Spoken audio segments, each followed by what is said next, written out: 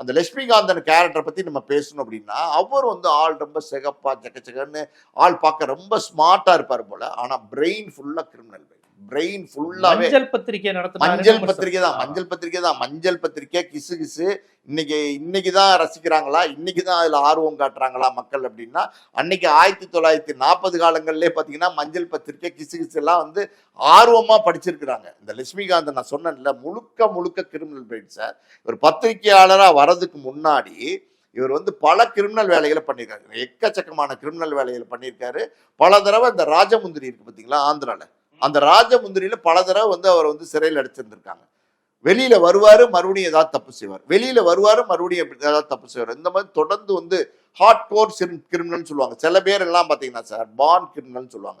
அதாவது தொட்டில் பழக்கம் சுடுகாடு வரை, அதை மாற்றவே முடியாதுன்னு சொல்லுவாங்கல்ல.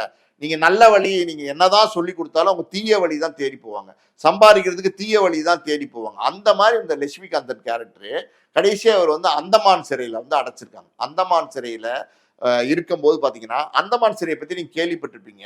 அங்க பல கிரிமினல் சார். அன்னைக்கு வந்து ஒரு 4 கொலை பண்ணவன், பல பெண்களை கற்பழிச்சவன், தேச துரோகி, இன்னும் பல பேரை வந்து அந்தமான் சிறையில் அடைச்சிருப்பாங்க.